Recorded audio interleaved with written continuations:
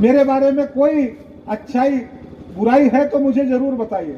नागदा और खाचरोद में अच्छाई किसी को नजर नहीं आती, बुराई नजर आती है। अगर लोग मुझे ईमानदार कहें तो तकलीफ होती है। मेरे मानदेय को प्राप्त करने के लिए मैंने स्टेट बैंक में नया खाता खोला था। 1 साल हो गया, एक पैसा उसमें जमा नहीं कर पाया। मेरे पास कल मोटरसाइकिल नहीं थी, पर आज आपके आशीर्वाद से जीप है, लेकिन वो बैंक से लोन लेकर खरीदी है और यही जीप मेरे पास रहेगी। मैंने कोई प्लाट नहीं खरीदा, मैंने कोई मकान नहीं खरीदा। मैं फिर आज इस मन से कहना चाहता हूं कि जब हम किसी दूसरे की तरफ देखते हैं तो 3 उंगलियां हमारी तरफ भी होती हैं, और जिनके खुद के मकान कांच के हुआ करते हैं वो दूसरों पर पत्थर फेंकने की कोशिश मत करिए। मैं अपने सब पदाधिकारी मित्रों को कहना चाहता हूं,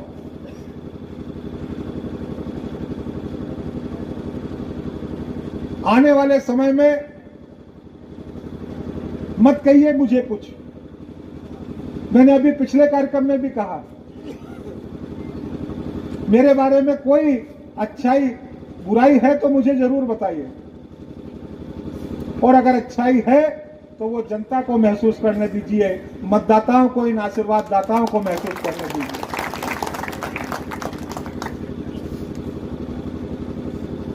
और इसलिए अगला कार्यक्रम जब भी हो, मेरे इस भाव का सम्मान करेंगे। मुझे बहुत प्रसन्नता है आप लोगों के मन के भाव को जानकर, आप लोगों के स्नेह आशीर्वाद को समझकर। लेकिन मेरे भी मन का ये एक भाव है, मेरे बारे में कुछ मत कहिए, कहने के लिए आशीर्वाद दाताओं को छोड़ दीजिए। अगर मुझमें कोई बुराई नजर आती है तो वो मुझे जरूर बताने का काम करें। बस मेरा आपसे इतना ही आग्रह है। एक बात और दूसरी कहना चाहता हूं, जिस तरीके से हिंदुस्तान में जितने अच्छे कामों को करने का अवसर माननीय मोदी जी के नेतृत्व में बना है, इस देश के तमाम राजनीतिक लोग देशवासियों के मन को भटकाने का, दिशा को बदलने का काम, चाहे वो विदेश की भूमि पर हो, चाहे वो भारत भूमि पर हो, लगातार करते रहते हैं। मेरे दुर्भाग्य से यही स्थिति मेरी भी है। नागदा और खाचरोद में अच्छाई किसी को नजर नहीं आती, बुराई नजर आती है। अगर लोग मुझे ईमानदार कहें तो तकलीफ होती है, पर मैं इस मंच से आज फिर एक दावे के साथ कहता हूं, नर्मदा ग्रामीण बैंक में मेरा खाता है। मुझे विधायक रहने के कारण जो शासन से मानदेय प्राप्त होता है, उसी पैसे की उस खाते में आवक होगी, और उसी से निकालकर मैंने क्या खर्च किया, इसी बात की जानकारी रहेगी। 5 साल जब मेरे पूरे हों तो देख लेना कि इसके अलावा भी कभी कोई पैसा जमा हुआ है क्या। मेरे मानदेय को प्राप्त करने के लिए मैंने स्टेट बैंक में नया खाता खोला था। 1 साल हो गया, एक पैसा उसमें जमा नहीं कर पाया। मैं चैलेंज के साथ कहना चाहता हूं, अगर मेरे नाम कोई प्लाट खरीद जाए, मैंने जीप खरीदी है लेकिन लोन से खरीदी है। मेरे पास कल मोटरसाइकिल नहीं थी, पर आज आपके आशीर्वाद से जीप है, लेकिन वो बैंक से लोन लेकर खरीदी है और यही जीप मेरे पास रहेगी। मैंने कोई प्लाट नहीं खरीदा, मैंने कोई मकान नहीं खरीदा।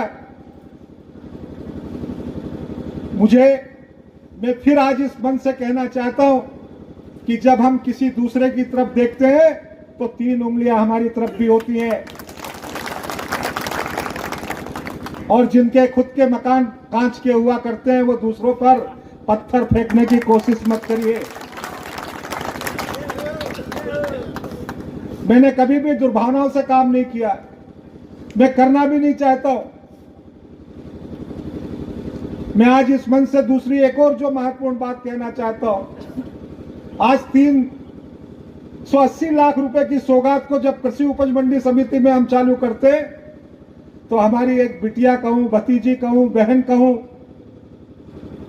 धरने पर बैठ जाती है। आप आइए, आपका स्वागत है, आपका सम्मान है।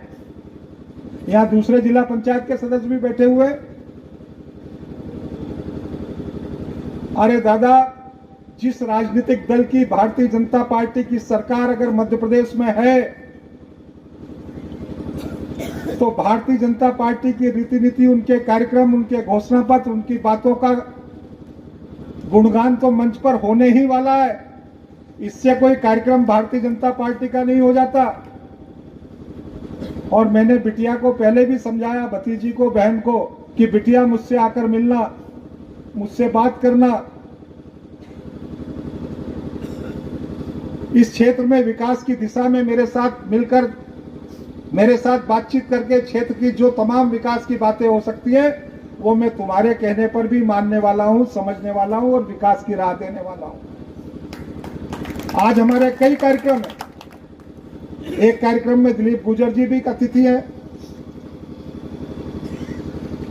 खाचरोद नगर के सभी कार्यक्रमों में वो अतिथि हैं। ग्रामीण क्षेत्र में हम 2 कार्यक्रम कर रहे हैं। हम बहुत बड़ा दिल लेकर काम करते हैं। आप मिलिए, संपर्क करिए, संवाद करिए, चर्चा करिए। विकास की दिशा में हम कभी भी कोई भी इस तरीके का विषय नहीं रखना चाहते हैं। और इसलिए ये जो दिशा बिगाड़ने वाली बातें हैं, मैं आज इस मंच से उन सभी लोगों को भी ये कहना चाहता हूं। मध्य प्रदेश में सरकार भारतीय जनता पार्टी की है। मध्य प्रदेश में अगर सरकार भारतीय जनता पार्टी की है तो फिर सरकार के विषयों में, सरकार के कार्यों में, सरकार के दिशा निर्देशों में, सरकार के कार्यक्रमों में भारतीय जनता पार्टी का समावेश क्यों नहीं होगा। और अगर किसी को यह गलतफहमी है तो आज से उस गलतफहमी को ठीक कर ले। अगर किसी कर्मचारी को इस बात का डर है तो अपने दिमाग से इस बात के भय को मुक्त कर दे।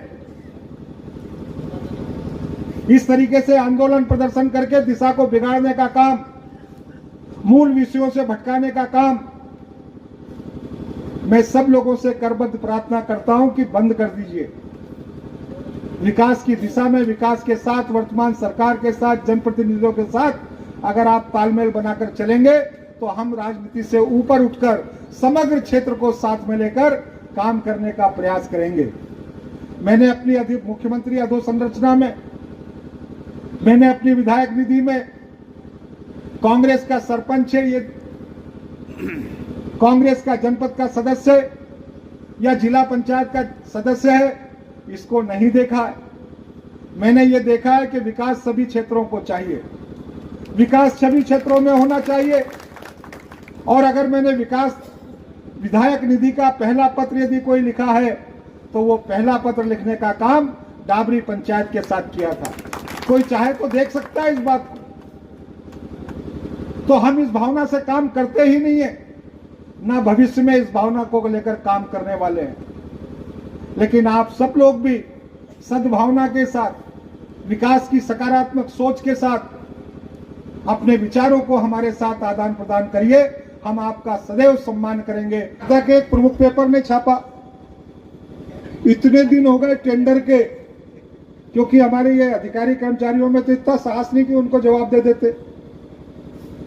बोले 7 महीने हो गए टेंडर के, अभी तक मंडी का काम चालू नहीं हुआ। दादा 7 महीने हो गए और टेंडर नहीं हो पा रहा था, इसीलिए तो सक्रिय होकर टेंडर करवा पाया। ये बात मुझे पता थी। इस टेंडर के लिए भोपाल तक मुझे प्रयास करना पड़ा ताकि शीघ्र काम को चालू कर सकें। कि यहां पर जो हाई टेंशन लाइन निकल कर जा रही है, जब तक इस लाइन को अलग दूसरी तरफ शिफ्ट नहीं किया जाता, तब तक यहां पर काम को अंजाम देना भी मुश्किल था।